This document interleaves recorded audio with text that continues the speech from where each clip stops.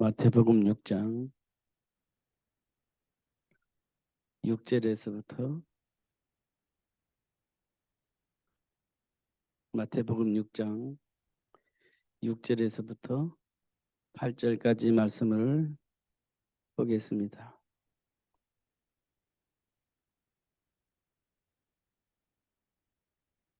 (6장 6절에서부터 8절까지) 말씀입니다. 우리 한 목소리로 읽읍시다.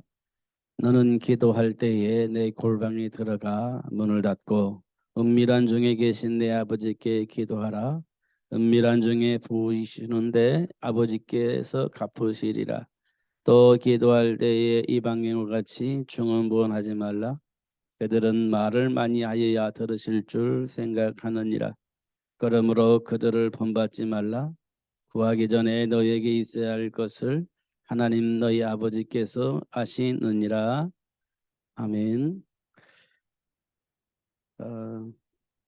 제가 오늘 청년 리더 수련회를 다녀왔습니다.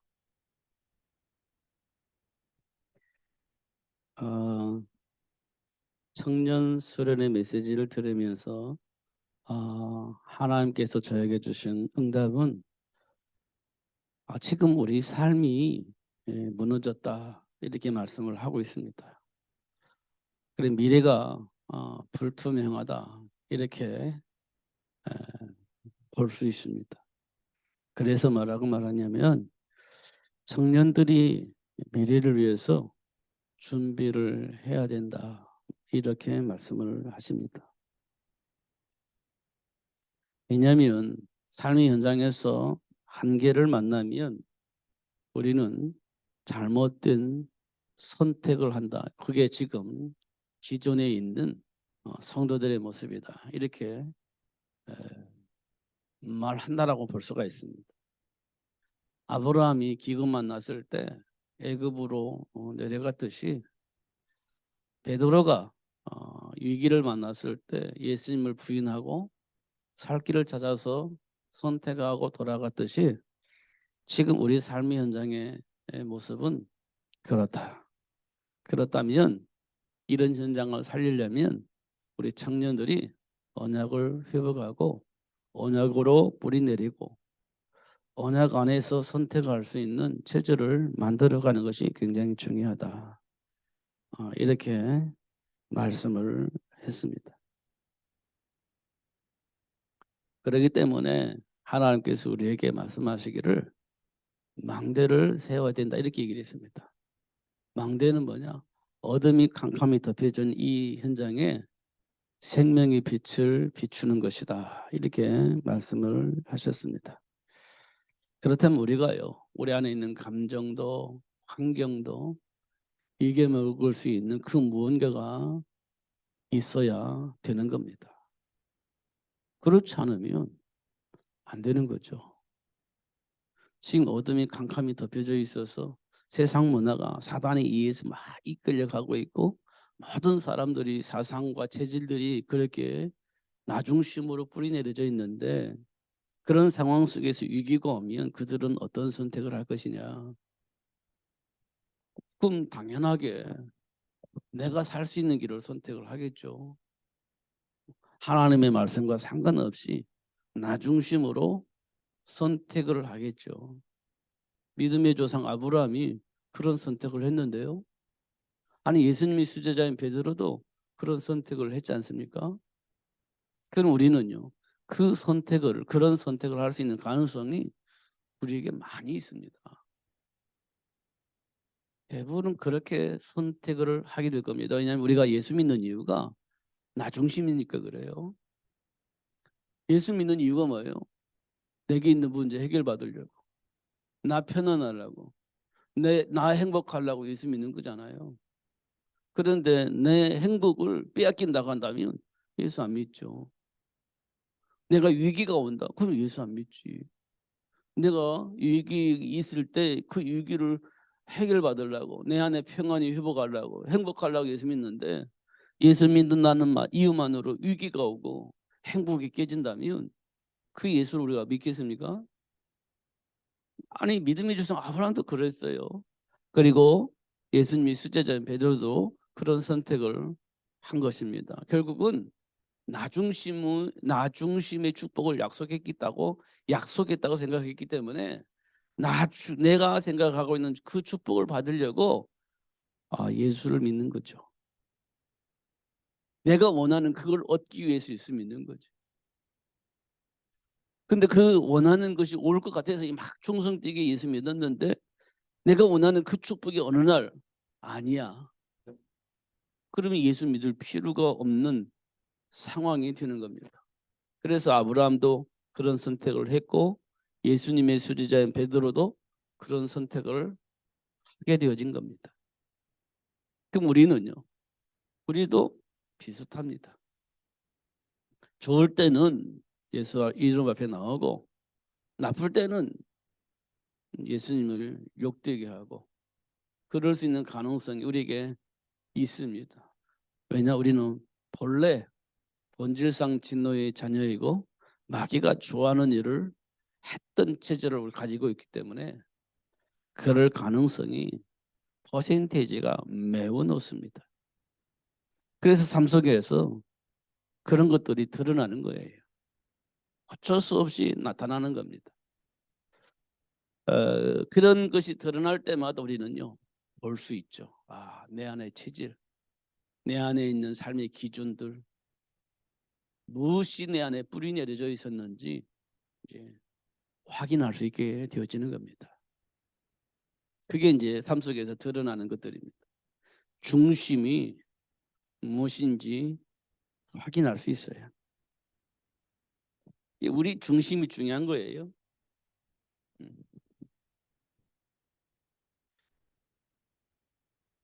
이 중심은 가운데중이에요. 그 다음에 마음심이에요. 내 마음의 중심이 무엇이 있느냐는 겁니다. 내 안의 중심이 무엇이냐예요. 자, 성경에 보니까요. 뭐라고 되어 있냐? 에베소서 2장 3절에 보니까 본질상 진노의 자녀래요.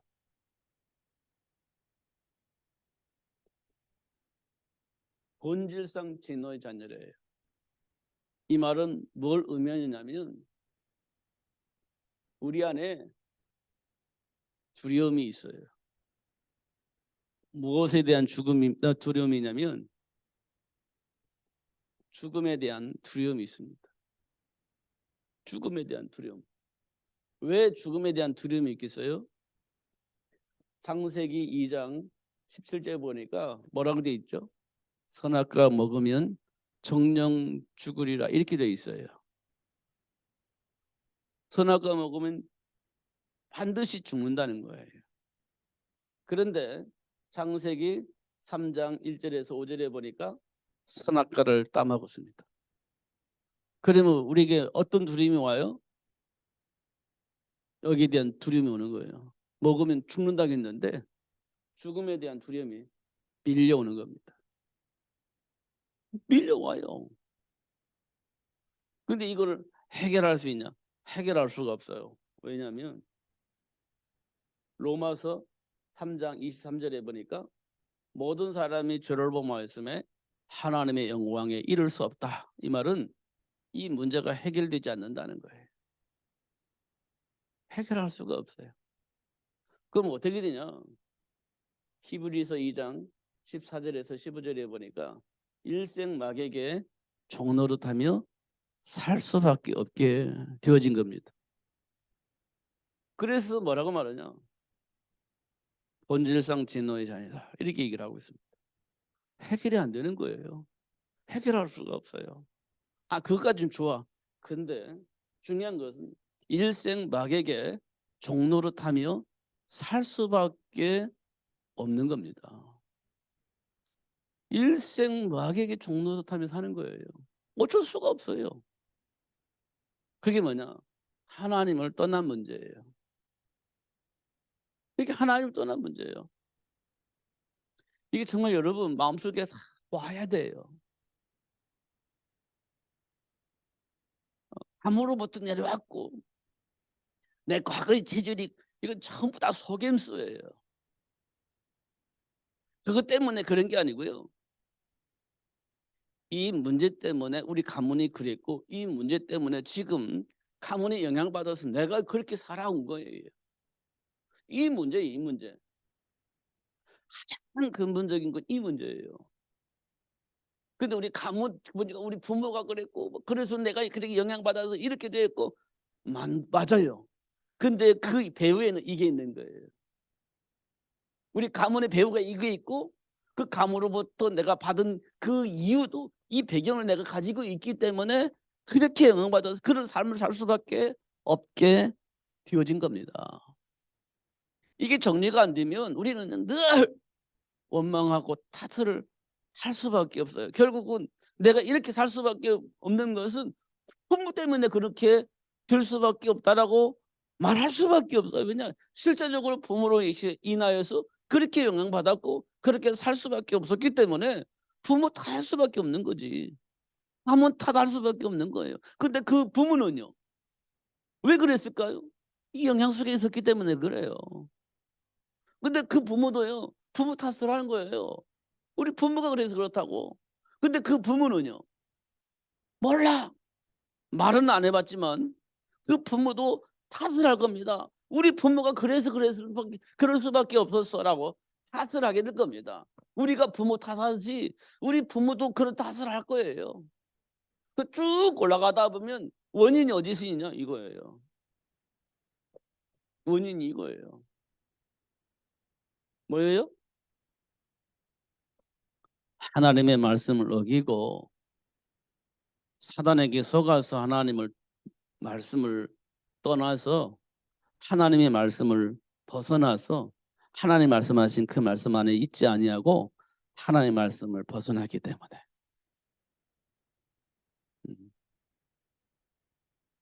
하나님의 말씀을 벗어났기 때문에 인간의 정체성을 잃어버렸기 때문에 그럴 수밖에 없었다. 그러면 우리 조상 탓도 아니고 누구 탓도 아니에요. 몰라서 그래. 몰라서. 결국은 선악과 사건, 하나님을 불신하고 떠난 죄 문제 사건, 그러면 일생마귀에게 종로를 할 수밖에 없는 배경을 가지고 있는 존재로서 지금까지 그렇게 살아온 겁니다. 그게 뭐냐? 배경은 죽음에 대한 두려움입니다. 죽음에 대한 두려움, 실패에 대한 두려움. 그러니까 우리는 그 두려움을 덜치려고 나름대로 자유, 나름대로 해방을 갖기 위해서 뭐 하냐? 내 마음대로 사는 거예요. 그게 자유라고 생각하는 겁니다. 그게 해방이라고 생각하는 거예요. 나도 내 마음대로 한번 살아볼 거야. 그게 자유라고 생각하는 겁니다. 그게 해방이라고 생각하는 거예요. 근데 그게요. 하나님을 떠난 문제입니다. 그게 하나님을 떠난 문제. 하나님을 떠난 가인이요. 마음대로 살아보겠다고 하나님을 떠났잖아요. 가인이요. 마음대로 살았는데요. 어떻게 해요? 자기 마음대로 최선을 다하다 보니까 기능을요. 갖추게 되는 겁니다. 기술을 갖춰요. 그러다 보니까 뭐가 생겨요? 돈이 생기잖아요. 기능이 있으니까, 기술이 있으니까, 남들이 따라오지 못하는 기술이 있으니까 돈은 벌죠. 그러니까 덩덕거리고 사는 겁니다. 기계를 만드는 기술 가지니까 기계 만들죠. 쇠 다루는 기술이 있으니까 쇠를 가지고 농기계도 만들 뿐만 아니라 무기도 만들 수 있잖아요. 그러니까 누가 감당이 되겠어요? 안 되는 거지. 남 돌 가지고 막 뭐 하는데 쇠 가지고 뭐 기구 만들어 한다고 생각해 보세요. 게임이 안 되는 거지. 옛날 우리 일제 시대 때 우리나라는 활 가지고 싸우는지 쟤들은 총 가지고 싸워. 누가 이깁니까? 총 가지고 싸고 이기는 거지. 활 가지고 어떻게 싸워 이깁니까? 그렇지 않습니까? 그러니까 일본 애들이 총알 가지고 와서 막 쏘는 거예요. 그리고 우리는 감당이 안 되는 거지. 그렇지 않습니까? 어떻게 감당이 돼? 감당이 안 되지. 우리는 활 가지고 이게 쏘는데 그들은 총 가지고 쏘니 말이 됩니까? 말이 안 되는 거지. 그럼 누가 이기겠어요? 총 가지고 있는 사람이 무조건 이기게 돼 있죠. 그렇지 않습니까? 근데 그런 것들을 만든 자가 누구냐? 하나님을 떠난 가인이 그런 기술을 가지고 그런 도구를 만든 거예요. 게임이 안 되는 거지. 그러면 예수 믿는 사람이 다 장악되는 거지. 그게 창세기 4장 사건이에요. 그러니까 세상을 누가 지배를 해요? 그런 기술을 가지고 있는 가인이 지배를 하게 되는 겁니다. 그러면 안 죽으려면 그래도 그 속에서 부스러기도 얻어먹으려면 그 속으로 들어가야 되는 겁니다. 그게 가인의 문화예요. 가인의 문화. 그 속으로 들어가야 뭐 부스러기도 먹는 거예요. 그럼 삶의 경제는 누가 장악해요? 하나님을 떠난 가인이 장악한 거지. 그 속에 모든 사람 부스러기로 떨어진 거 부스러기라도 얻어먹으려고 사는 거지. 그게 창세기 4장 사건이에요. 여러분 그게 보여야 됩니다. 이 세상을 누가 지배하고 있냐? 경제를 누가 장악하고 있느냐? 정치 문화를 누가 장악하고 있느냐? 그거 여러분 볼 수 있어야 됩니다. 하나님의 백성이 지배하고 있지 않습니다. 하나님을 떠난 자들이 정치 경제 문화를 장악하고 있습니다. 그럼 우리 하나님의 백성은 뭐예요? 거기서 부스러기로 주워 먹으려고 그 문화 속으로 들어가는 겁니다. 부스러기라도 얻어 먹으려고 그 속으로 들어가는 거예요. 그게 창세기 6장의 네피림 문화입니다. 하나님의 백성들이 사람의 딸들의 아름다움을 보고 취했다. 이 말은 그 속으로 들어갔다는 겁니다. 네피림 문화 속으로 들어갔다는 거예요. 그냥 얻어 먹어야 되니까. 지금 이 땅에 많은 기독교인들이 그거 얻어 먹으려고 지금 살고 있는 겁니다. 그거 얻어 먹으려고 살고 있는 거예요. 그렇게 안 하면 살 수가 없으니 그 문화 속으로 들어가 버린 겁니다. 그러니까 예수 믿는 사람들이요, 하나님과 함께하는 삶을 누릴 수가 없어요. 왜냐? 사단이 경제를 장악하고 목줄을 쥐고 있기 때문에 하나님 앞에 나올 수가 없어. 그거 아니면 내가 살 수가 없으니까 나올 수가 없어. 그럼 어떻게 해야 돼요?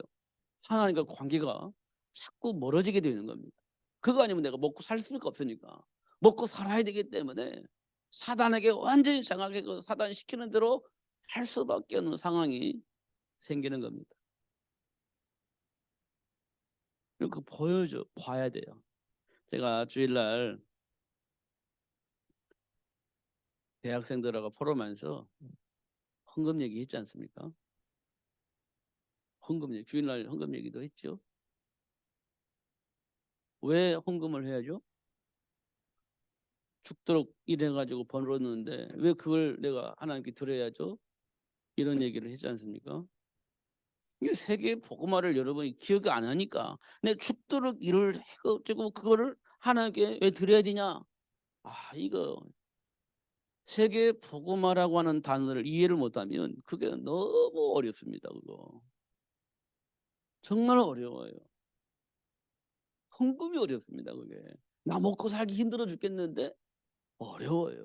정말 어렵습니다. 그러나 세계 복음화라고 하는 단어가 이해가 된다면 우리는 하는 거예요. 그것 때문에 하는 겁니다. 이걸 해야 되냐 말아야 되냐, 왜 성경에는 하지 말라고 했는데 하냐, 신약에 보니까 11조라는 단어도 없는데 왜 그걸 강조하냐 이런 말을 하잖아요.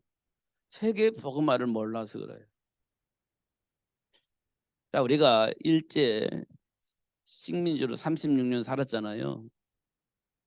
그럼 우리나라 사람들은 뭐를 추구하죠? 독립을 추구하잖아요. 오늘 3월 1일 3.1절이에요. 3.1절이 뭐죠? 이거 하는 날이잖아요. 이거 한 날. 일제 식민지 속에 있으면서도 용감하게 태극기에 휘날리면서 어떻게 해요? 대한독립 만세 이거 한 거잖아요. 그게 3.1절이잖아요. 왜죠? 내가 일제 식민지에서 살 수가 없는 거예요. 우리나라에 예? 있는데 그게 그 빼앗겨 가지고 나라로서의 삶을 살 수가 없기 때문에 대항을 하는 거지. 그게 3.1절 아닙니까?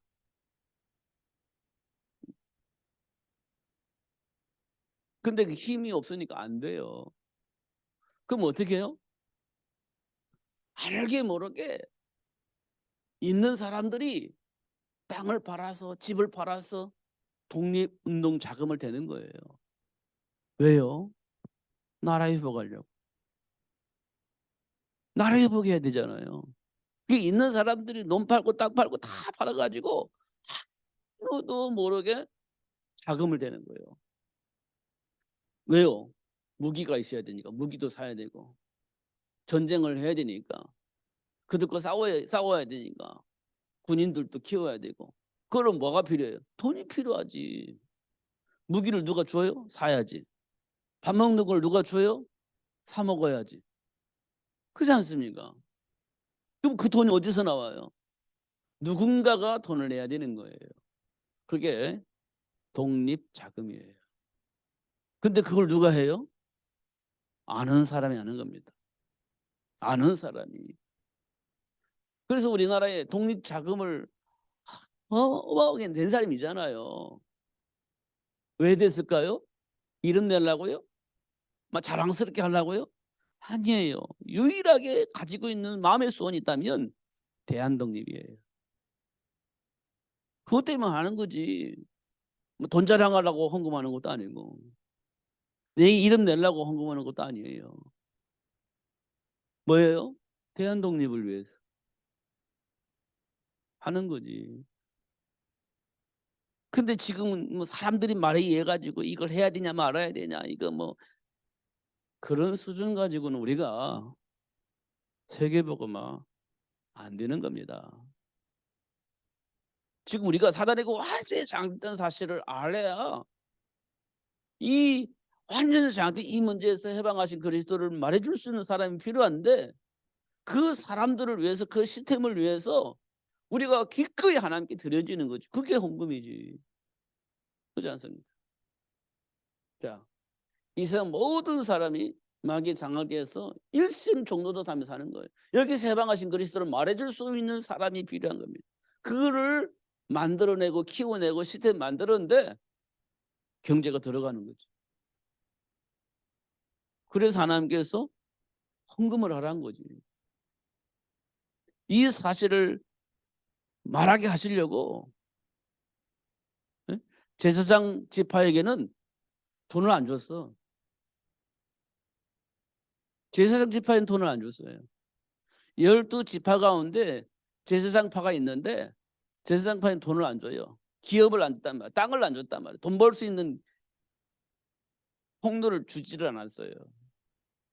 그럼 뭐 먹고 살아요? 하나님의 방법입니다. 너는 오직 내가 원하는 것 백성들에게 전하는 그 일을 해라 해가지고 제사장파 만들었잖아요. 그럼 뭐 먹고 살아요? 먹고는 살아야 될 거 아닙니까? 그래서 11지파에게 기업을 다 주고 열심히 일해서 돈 벌게 하고 그들 가운데 10분의 1을 제사장에 드리는 거예요. 그게 이제 11조 사건입니다. 그리고 제사장들은 무조건 하나님과 소통하면서 하나님 원하는 그 백성들에게 알리고 하나님의 배경을 누리며 살 수 있도록 도와주는 거예요. 그게 제사장들이 하는 일입니다. 그럼 백성들이 그 말씀을 듣고 준비된 축복을 마음껏 누리며 사는 거예요. 그리고 이 축복을 놓치면 안 되기 때문에 제사장들을 위해서 10분의 1을 드리는 거죠. 그러면 제사도 마음껏 마음 듣고 복음 전하고 우리도 그 안에 준비된 축복을 마음껏 누리며 살 수 있는 시스템이 되니까 얼마나 좋아요. 10분의 9는 내가 갖고 10분의 1은 하나님께 드리는 거예요. 그게 11조 사건입니다. 그게 뭐냐면 드려라 이 말이 아니에요. 하나님과의 관계로 놓치지 않고 누리기 위해서는 누군가가 희생을 하며 헌신을 하며 그 말씀을 전할 사람이 있어야 돼요. 근데 나도 먹고 살기 막 열심히 하다 보면 하나님의 말씀을 들을 수 없잖아요. 나도 먹고 살아야 되니까. 그리고 하나님의 말씀이 중요하지 않아요? 나 먹고 사는 것이 중요한 거니까. 그럼 어떻게 되겠어요? 하나님의 말씀 들을 수가 없죠. 그럼 백성들 전하는 말은 무슨 말을 전하겠어요? 자기도 무슨 말인지 모르고 전해. 그럼 어떻게 되겠어요? 너도 죽고 나도 죽고 다 죽는 거예요. 그렇지 않습니까? 이 세계복음화는 우리가 생각하는 만큼 쉬운 일이 아니에요. 사단에게 속으면 전부 다 왜곡돼 가지고 막 맞냐 틀리냐, 왜 우리가만 해야 되냐, 막 이런 식의 대화가 되어지는 건 정말 왜곡되어져 있는 겁니다. 이런 부분들을 빨리 우리가 회복해야 할 부분이에요. 가장 근본적인 뭐냐? 두려움이에요. 가장 근본적인 부분 두려움. 죽음에 대한 두려움. 왜 왔을까요?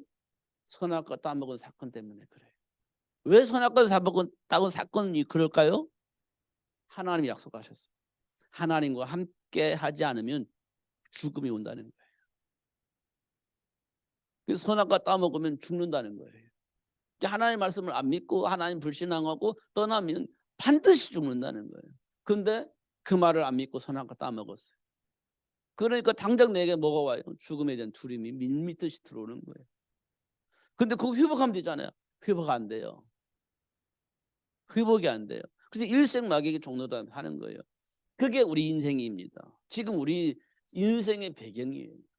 두려움입니다. 그래서 사도 바울은 본질상 진노의 자녀다 이렇게 얘기를 한 겁니다. 자, 보니까요. 뭐라고 표현되어 있느냐. 에베소서 2장 1절에 보니까 뭐라고 되어 있죠? 허물과 주로 죽었던 이렇게 되어 있습니다. 허물과 죄로 죽었던 이렇게 되어 있죠. 죽어버린 거예요. 허물과 죄로 죽었던 이렇게 되어 있어요. 그러니까 이 사실을 알게 하시려고 하나님께서 이스라엘 백성들을 노예 삼아버려요. 노예가 되어지게 합니다. 그러니까 하나님이 역사하시지 않으면 노예에서 해방될 수가 없어요. 하나님이 역사를 하셔야 돼요. 하나님이 역사 안 하시죠. 400년 동안 노예 생활을 하는 겁니다. 하나님이 은혜를 베풀어 주지 않으면 노예에서 해방될 수가 없어요. 허물과 죄로 죽은 인생은 돌이킬 수 없는 노예로 사는 거예요. 일생 동안, 평생 동안. 아니, 자자손손 노예로 사는 겁니다. 그게 이스라엘 백성이 400년 동안 노예를 살 수밖에 없었던 이유입니다. 배경이 있어요. 하나님과 함께 하지 않으면 허물과 죄로 죽었 노예 생활하는 거예요. 이게 포로 생활하죠. 왜 포로 생활하냐? 언약이 전달되잖아요. 언약이 전달되지 않아요. 그럼 뭐냐? 예배가 형식으로 해요. 예배가 형식입니다. 근데 예수 믿는 사람이니까, 교회 다니는 사람이니까 교회 와서 예배를 드리는데요. 형식만 남아있어요. 예배 드리는 이유가 형식이에요. 뭐가 안 되냐? 언약이 전달이 안 돼요. 하나님과 함께하는 축복의 삶이 전달이 안 돼요. 그럼 뭐만 있어요? 형식만 있어요. 찬양합시다. 무슨 찬양하는지도 모르고 찬양합니다. 기도합시다. 무슨 기도를 하는지 모르고 기도만 하는 거예요. 헌금을 하는데 왜 헌금을 하는지 몰라. 헌금을 해요. 형식입니다. 형식. 이유가 없어요. 그냥 하는 겁니다. 이유가 없어요. 그냥 하는 거예요. 형식이 형식. 귀찮으면 안 하고 마음이 좀 오늘 해볼까 하면 또 하는 거고 그러는 겁니다. 그게 형식이에요. 귀찮으면 안 해. 마음이 그냥 별로 좋지 않아. 그러면 안 해. 내 마음도 그런데 뭐. 내 감정도 그런데 뭐. 굳이 가서 뭐 예배 그런 마음도 없는데 뭐. 안 해. 그리고 좀 마음이 오늘 해볼까 뭐 가면 하는 거지. 해볼까 하면 와서 하는 거지. 형식이 형식. 언약이 전달이 안 되는.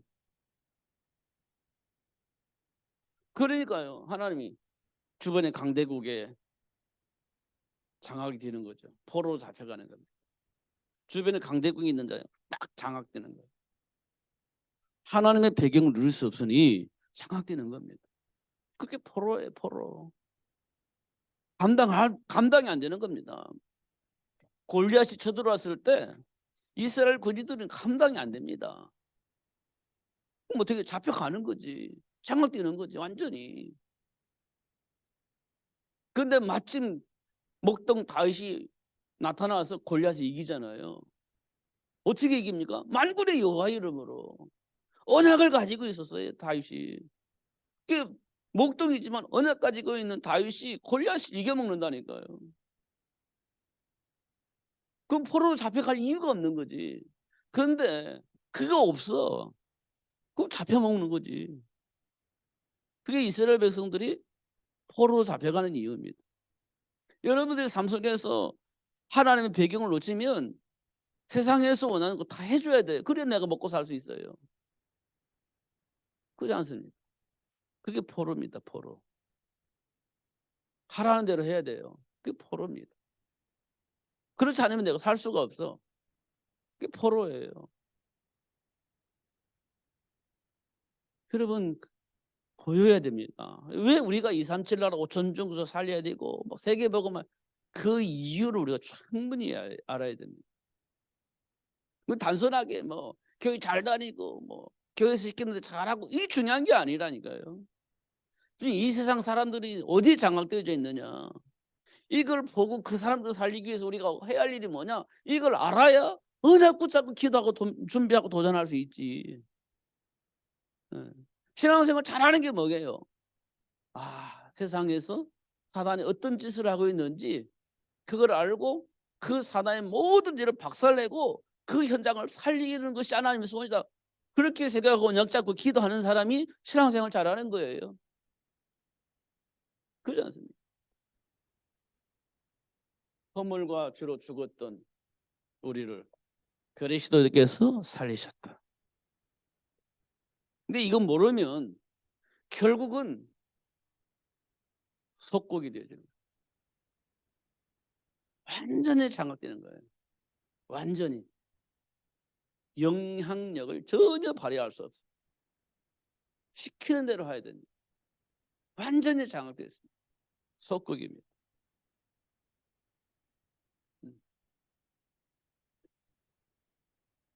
허물과 죄로 죽었던 우리를 그리스도께서 살리셨다. 이렇게 말씀을 하셨습니다. 중요한 것은 이 문제를 속히 해결해야 되는 겁니다. 죽음에 대한 두려움. 이 문제를 속히 해결해야 돼요. 이게 방법이 없는 겁니다. 그래서 하나님께서 이 모든 걸 드러내시고 뭐라고 말씀하시냐.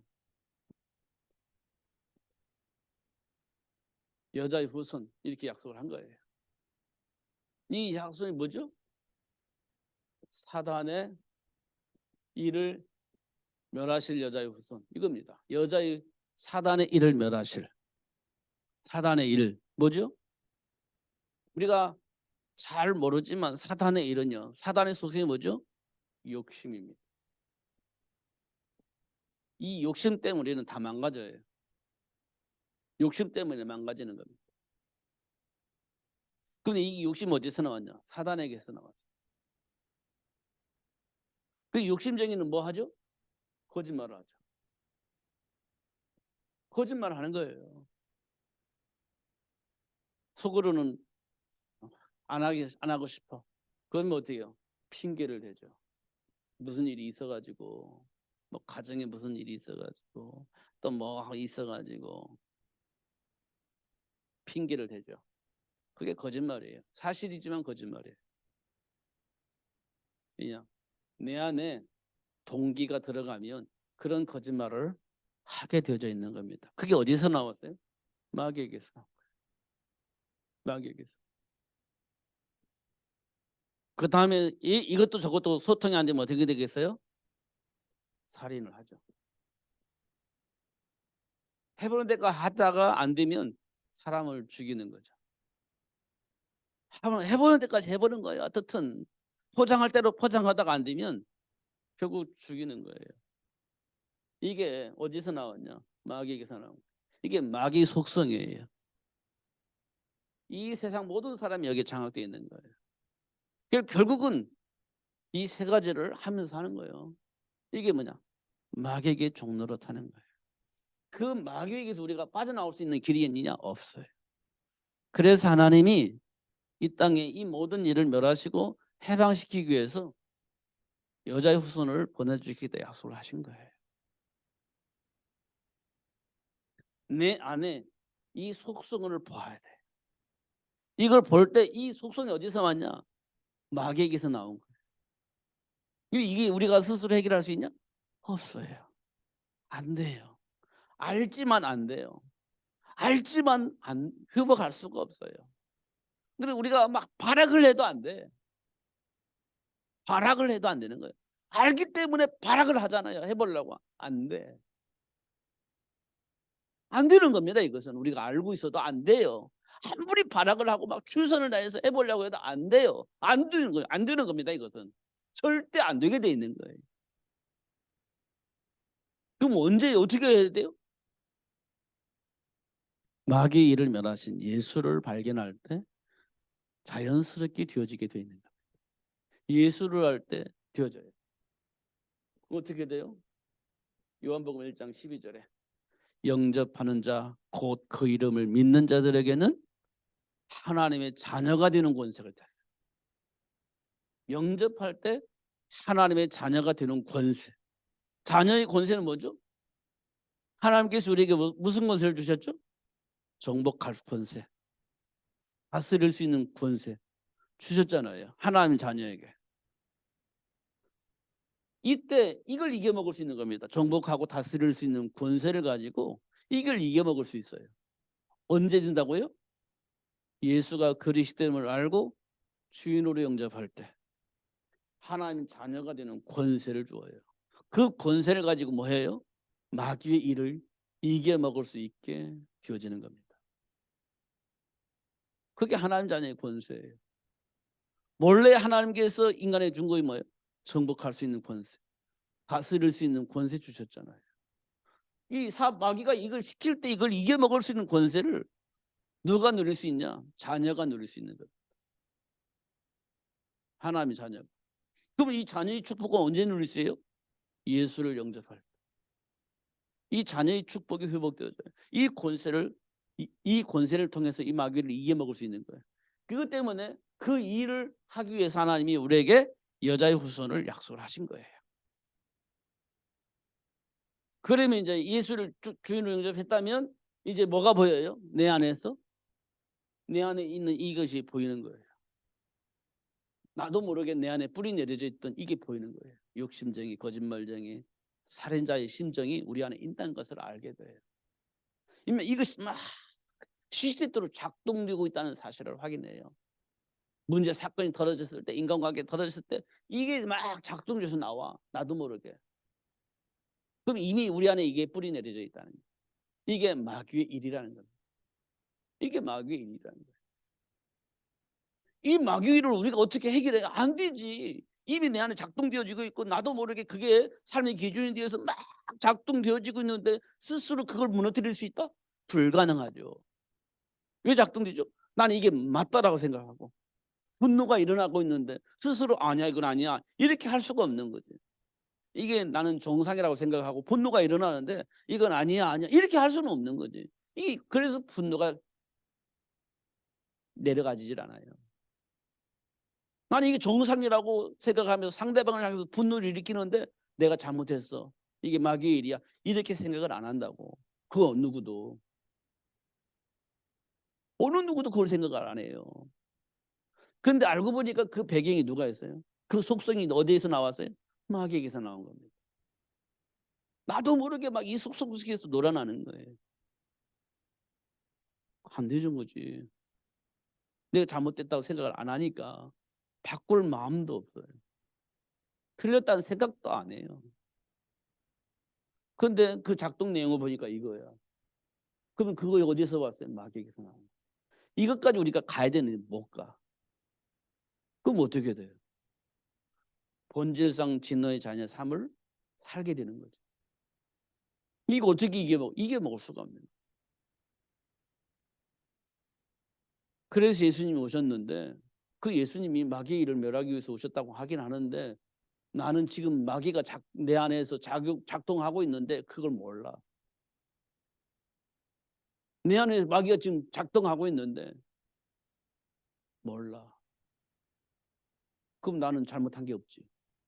마귀가 내게 역사하고 있는 사실은 없어.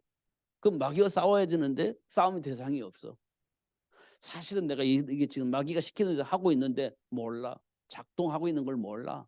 그럼 마귀가 싸워야 되는데 못 싸워. 그러면 지는 거죠. 그러면 예수님이 이 땅에 오셨는데 왜 오셨는지 모르겠어. 나를 위해서 오셨다는데 왜 뭐 때문에 나를 위해서 오셨다고 하는지 모르겠어. 그럼 싸울 수가 없는 거죠. 근데 이 배경을 알고 보면 이 배경을 보면 이게 마귀가 시키는 거라면 내 안에 이런 것들이 있는데 이게 마귀 일이구나라고 생각되어졌을 때 그래서 예수님이 이 땅에 오신 거구나 이렇게 되어질 때 그 이름으로 내 마음속에 이 통로상고 역사하는 마귀를 박살낼 수가 있는 거죠. 그것 때문에 예수님 오셨으니까. 이런 것들을 우리가 확인할 수 있어요. 이게 내 안에 중심이 있어야 된다는 겁니다. 내 안에 내 감정 속 내 마음속에 중심에 이게 있어야 돼요. 그러면 어떤 일이 벌어지겠습니까? 그리스도 이름으로 싸워 이길 수 있어요. 그래서 하나님께서 우리에게 뭐라고 해야 되냐? 기도하라고 했어요. 예수 이름으로. 그러면 하나님께서 어떻게 한다고요? 응답하신다. 그러면 어떻게 한다고요? 역사하신다고요. 그러면서 우리에게 뭐라고 말씀하셨어요? 증인이 되어지도록 할 것이라고 말씀하고 있어요. 가장 중요한 것은 기도예요. 왜 기도를 하고 있냐? 사단이 공격해 올 때 사단을 이겨먹으려면 예수 이름을 사용해야 돼요. 하나님 준비한 축복을 누리려면 예수 이름을 사용해야 돼요. 왜 예수 이름을 사용해야 되냐?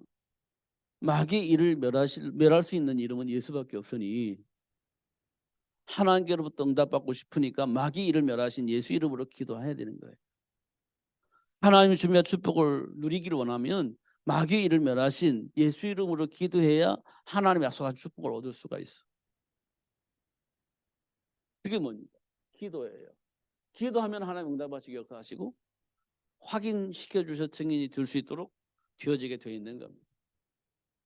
그럼 이 기도는 누가 합니까? 하나님께로부터 응답받은 자가 기도할 수 있는 거예요. 응답받지 못하면 기도 안 됩니다. 왜요? 왜 안 됩니까? 어떻게 기도해야 할지를 모르는데 무슨 기도가 되겠어요? 응답을 받아야 기도 이렇게 해야 되겠구나라고 하는 답이 나오는 거예요. 응답을 받아야 기도 제목이 나오고 기도가 되어지는 겁니다. 근데 아무것도 몰라. 나 아무것도 몰라요. 기도 제목 가지고. 아무것도 모른다고 생각하고 하나님께 나 아무것도 모르니까 알려주세요. 기도 제목이 되겠죠. 내가 아무것도 모른다는 사실을 내가 아는 거예요. 하나님 나 아무것도 몰라요. 이렇게 알려주겠죠. 그러면 알려주면 이게 사단의 일이구나. 하나님 이 마귀의 일을 멸하신 예수 이름으로 기도하는 거예요. 그때 하나씩 하나씩 찾아가는 거예요. 모르니까 알려달라고 하면 알려주겠죠. 그 마귀의 일도 알겠죠. 그 마귀의 일을 멸하신 예수 이름으로 그 마귀와 싸울 수 있겠죠. 그 약속은 축복이 내게 오겠죠. 이렇게 되어지는 겁니다. 그러니까 알아야 기도가 되는 거예요. 아무것도 모르면 기도가 안 되는 겁니다. 그래서 응답받는 기도가 뭐냐? 하나님께로부터 은혜를 잊는 거예요. 하나님의 은혜가 뭐냐? 하나님이 원하시는 걸 아는 거예요. 하나님이 원하시는 걸 아는 겁니다. 그게 하나님의 은혜예요. 그러면서 하나씩 하나씩 하나님의 은혜 속에서 하나님이 원하신 것을 찾아가는 겁니다. 기도할 때마다 응답하실 것이니까. 기도할 때마다 가르쳐 주실 것이니까. 하나씩 하나씩 하나님 원하는 걸 찾아갈 수 있는 거예요. 그럼 어떤 일이 벌어지겠습니까? 복의 근원이 되어지는, 사람 낚는 어부를 만드는 그런 일들이 우리 삶 속에서 자연스럽게 열매로 나타나게 되어지는 겁니다. 그건 하는 게 아니에요. 자연스럽게 되어지는 겁니다. 그래서 나도 모르게 상대방도 모르게 현장의 마귀가 떠나가면서 하나님 나라가 회복되어지게 하시는 하나님의 사를 볼 수가 있게 되는 겁니다. 그러니까 응답받는 기도가 뭐냐? 하나님께로부터 은혜를 받은 자가 하는 기도입니다. 노아가 방주 만들 때 만들어야지 하는 게 아니에요. 하나님의 은혜를 잊고 나니 홍수가 임한다는 사실도 알게 되어졌고, 하나님께서 그 홍수에서 살아남는 방법으로 방주를 만들려고 하는 사실도 알게 된 겁니다. 그럼 자연스럽게 노아는 홍수가 났을 때 살아남는 방법으로 방주 만드는 거지. 너무 자연스럽게 그게 되어지는 겁니다. 이걸 해야 되냐 말아야 되냐 고민하지 않습니다. 갈등도 하지 않아요. 너무나 자연스럽게 만드는 겁니다. 왜냐? 안 만들면 죽는데. 만들어야 살 수 있어요. 안다면 자연스럽게 만드는 겁니다. 나머지는 누가 책임지죠? 하나님이. 하나님 책임지는. 못 믿으면 그거 못하지. 나도 먹고 살아야 되는데, 나도 자녀들 키워야 되는데. 그런 생각 속에서는 방주 못 만들죠. 근데 하나님이 다 책임져. 그러면 방주 만드는 거예요. 노아와 그 식구들이 방주 만드는 올인했잖아요. 그게 사는 길이니까. 그게 가는 거예요. 그게 이제 하나님의 은혜입니다. 은혜 없이는 그게 가능하겠어요? 없어요. 못해요.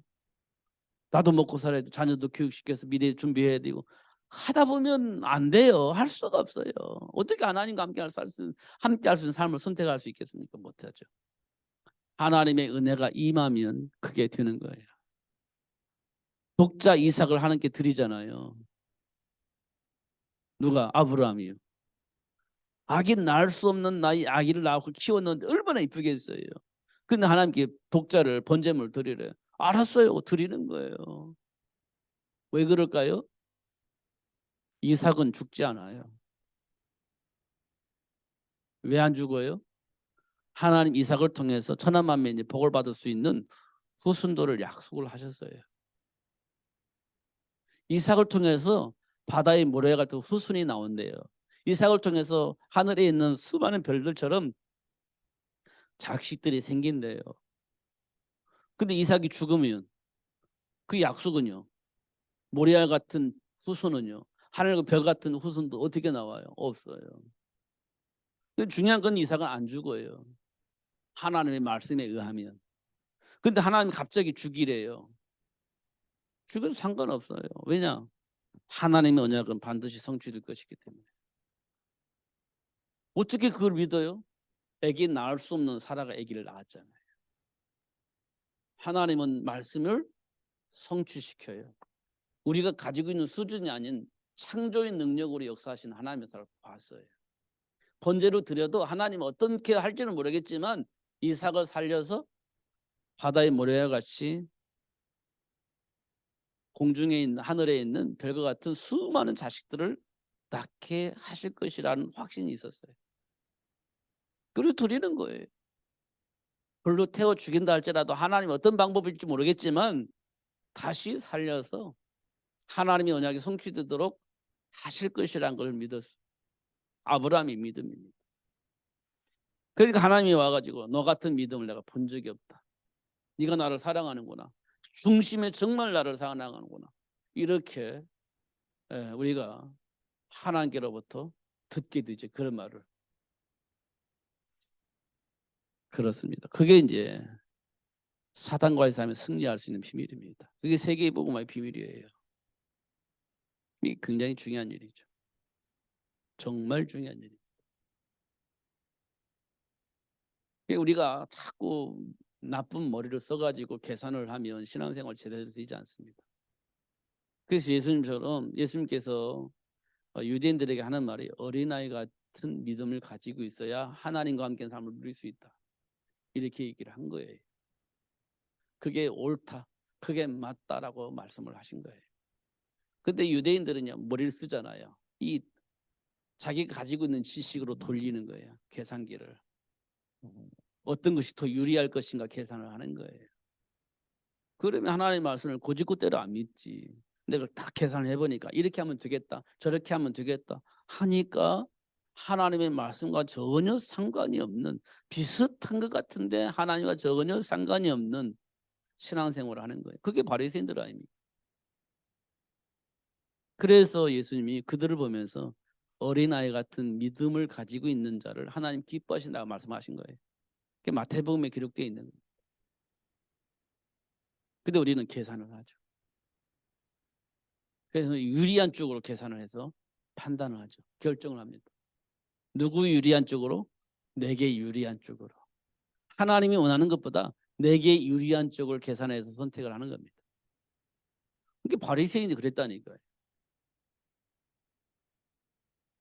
그런 사람이 하나님께 기도하면 뭐 하겠어요? 오늘 본문에 말한 것처럼 중언부언하는 거예요. 중언부언. 조금 나쁜 말로 말하면 무슨 기도를 하는지도 모르고 막 지가 무슨 기도를 하는지도 몰라. 그냥 말도 안 되는 말을 막 짓거리는 거예요. 말도 안 되는 말을 짓거리는 거예요. 그걸 보고 중언부언 이렇게 얘기를 하는 거예요. 그게 바리새인들 그 짓을 했다는 거예요. 그러면 너희들은 어떻게 기도했냐? 그래서 오늘 마태복음에 주님이 우리를 이렇게 기도하라고 가르쳐 준 거예요.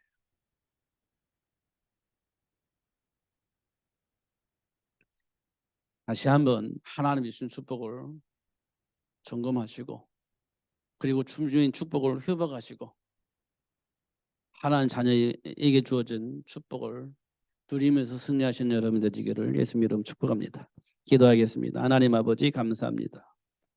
오늘도 우는 사자처럼 삼킬 자를 찾고 있는 사탄이 어떤 방법으로 어떻게 공격하는지 볼 수 있도록 축복해 주셔서 감사합니다. 일생 마귀에게 종노를 할 수밖에 없는 우리 배경 다 가지고 있음을 확인했습니다. 마귀를 멸하신 예수 이름으로 기도할 수 있도록 축복해 주시고, 마귀를 멸할 수 있는 자녀의 신분 권세를 그리스도 되신 예수 이름으로 회복시켜 주시고 사용할 수 있도록 축복해 주시면 감사합니다. 놓치지 않고 누리며 살 수 있도록 성령으로 충만하게 하여 주옵소서.